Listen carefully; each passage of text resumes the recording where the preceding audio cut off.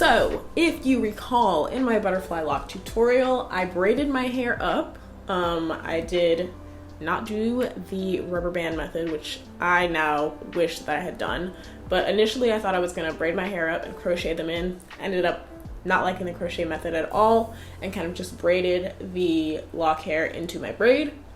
But at the end of my braids, I folded the end upwards and made sure it was pretty short so that when I wanted to remove them, I knew that if I cut right under where I folded the braid up, that I wouldn't cut off my own hair, if that makes sense. And I'm gonna show you guys why that is a useful thing to do, because I can kind of tell, honestly, these faux locks, these butterfly locks, they did get a little messy. My hair kind of did start sticking out, especially the parts where I folded up my braid. But honestly, like, the style itself is supposed to be messy and distressed. I got a lot of compliments on these. Nobody noticed that my hair was sticking out or anything, so I would not worry too much about that. I'm going to take some scissors. Unfortunately, these are actual like hair shears. I don't know where any of my other scissors are, so we're gonna waste some hair shears today. I'm gonna have to go spend another $35 on some more one day. It's so frustrating that you can only cut hair with hair shears. Like, why? Anyway, so point of this is to look for where you folded your hair. I have a mirror back here, that's why I'm looking back here. But I can kind of see that this is where my actual hair is, so I just like pulled it out. And I'm going to just cut this lock.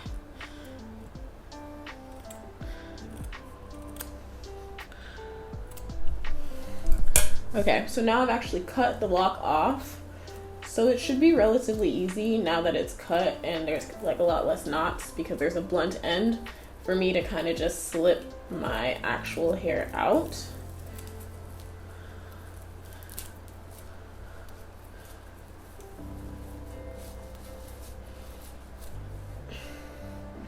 There, have the rubber band that was holding my hair up. And now this is just my hair, and I didn't cut anything off because I had it folded up like this in my lock, so I knew exactly where to cut.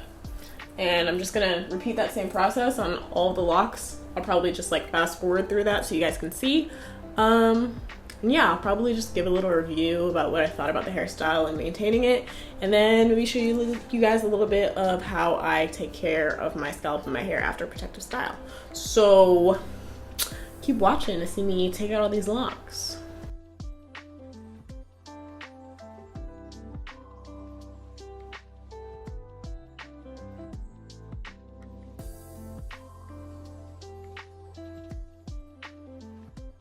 Alright, so I had you guys a little closer up so you could see exactly what I'm doing, and after taking out a few of them, like, it's really not difficult at all to remove these. It's really just a matter of looking for that ending and like pulling it right out. And that's definitely made much easier by using the technique that I did. And like once you cut off that piece of hair, the piece of hair at the end, so like here, I found the end of my braid. I'm sure it would be a lot it would be a lot harder to find this if the end wasn't like thicker. If it was tapered off, it might be harder to find, so I think that folding up thing did help. And then like there's none of my hair in this end, so I can just chop it off. And then the top piece, because it's blunt and looser at the end, it becomes really easy to like unwind it or just like slide it off. I've kind of just been sliding off most of them. So I did do some of the ones in the back with the crochet method, so obviously if I crocheted it, it probably won't just like slide off as easily, but I'm not worried. I am not worried. Yeah, I'm watching Love is Blind right now, and I just have to say, Jessica is so annoying. Okay, let's continue taking down my hair.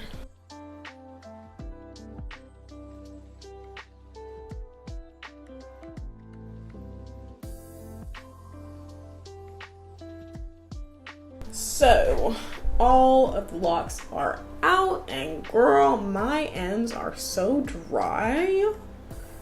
It's actually Very sad. I need to get a haircut really soon.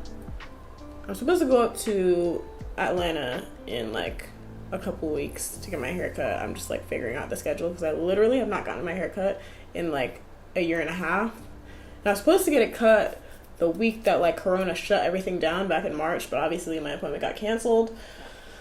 So now my hair is just not, she is not thriving. She's not doing good. Like,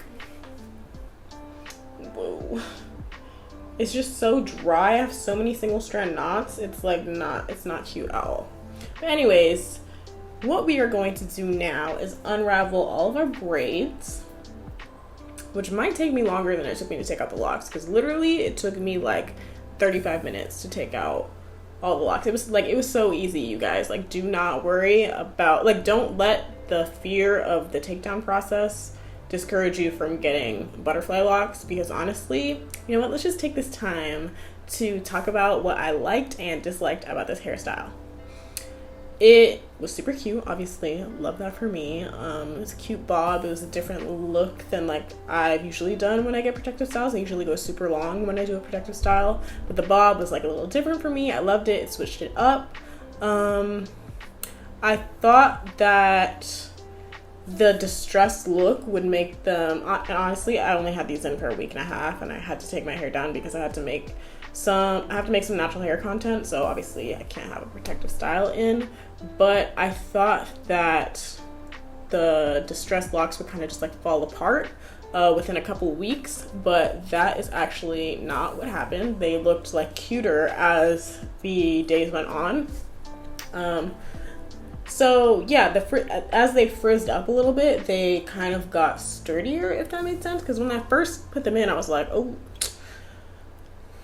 these might last 3 days. But I was pleasantly surprised that they actually held up a lot longer than I expected them to. The huge downside, oh, I'm sorry about the light. Like, I'm sitting next to the window and the blinds are like putting these shadows on my face. But the huge downside to this hairstyle is that my scalp was so itchy.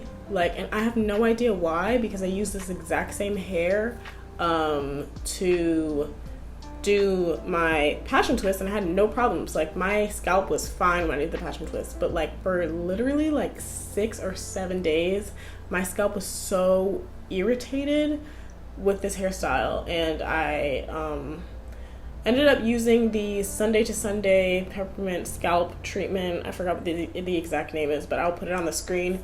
Like, literally my scalp felt like it was on fire, and that scalp treatment really helped a lot, but it was also just like really frustrating to deal with, because like obviously I don't want to take down a hairstyle that I spent like 9 hours putting in.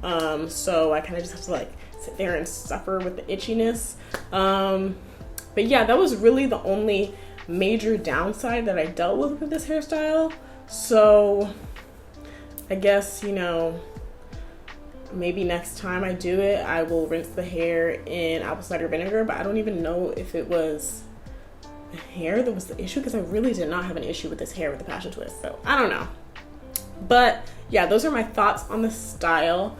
I'm going to unravel these braids and then style my hair, and I guess I'll just come back when my hair is styled. Oh, I will show you guys how much shedding I had, or I have, once I unravel these and wash it and everything, because ooh, I am a shedder. But I want to let you guys know that everybody's shedding level is different. It probably won't be that much shedding because I only had these in for a week and a half, so it'll probably be like a similar amount to what I have like when I wash my hair once a week. I did have a crazy amount of shedding with the passion twist, and I might have a picture of that, so I might put it on the screen so you guys can see a comparison. But really, I think it's like really important not to compare your hair and the way it behaves to like other people on YouTube and Instagram. Obviously, use YouTube and Instagram as like a guideline, but when I first went natural, I thought there was something wrong with me because my hair shed so much more than a lot of people were showing. They would be like, oh, I shed like a quarter size amount every week, and mine was like a handful of hair every week. But like, I have not experienced like hair loss or hair thinning or anything like that. I just happen to shed more than other people. I also have really thick, like coarse hair, so maybe it just looks like I have a lot more hair shed. I don't know. But I'm done with my rant. I'm gonna clean my scalp and get my stuff together, and then I will come back.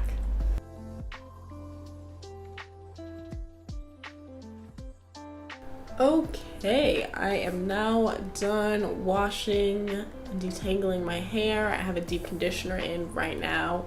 I use the Curls Cashmere and Caviar deep conditioner, and I just twisted all of my hair up.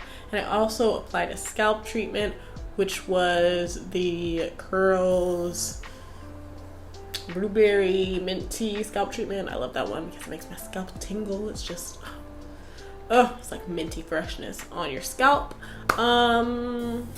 What tips did I want to give you guys? Oh, when you are detangling after a protective style, even if you like finger detangling, I highly, highly, highly recommend using a brush of some kind to detangle your hair after a protective style. It will save you a whole lot of mess in your shower, because the shedding in your hair is going to be collected like within, it's not going to be just like coming out of the root, it's going to be like collected within your shaft. So detangling is just a lot easier after a protective style if you use a brush. I like to use the wet brush. Yeah, it just will make your life a lot more simple, and you won't have a bunch of hair like stuck in your drain, which will happen if you finger detangle, and then it's just a mess to like clean it out. So definitely use a brush. And this is the amount of shedding that I had. It's definitely a little more, I don't know if you guys can see, it's not focusing. Love that. Okay, this is the amount of shedding that I had from detangling. It's about this much, a little bit more than I have from like an average wash day, but that's completely fine. I don't think I'm gonna sit here and style my hair right now because it's literally like 8 o'clock. So I'm just gonna stop this video right here. And I'll probably do like a full like wash and go tutorial like tomorrow or something, but like I really don't feel like staying up until like midnight to do my hair and then just going to sleep doesn't really make sense. So that is it for this video. I hope it was super helpful for you guys who might have been a little nervous about getting butterfly locks because of the takedown process. As you can see from this video, it is very simple. Okay, taking out the braids that were underneath my locks actually took more time than actually removing the locks. It was a really simple process if you fold your braid up like I did, and you can go watch how I do that in my butterfly lock tutorial. So that is all for this video. Thank you guys for watching, and I hope to catch you in the next one. Bye!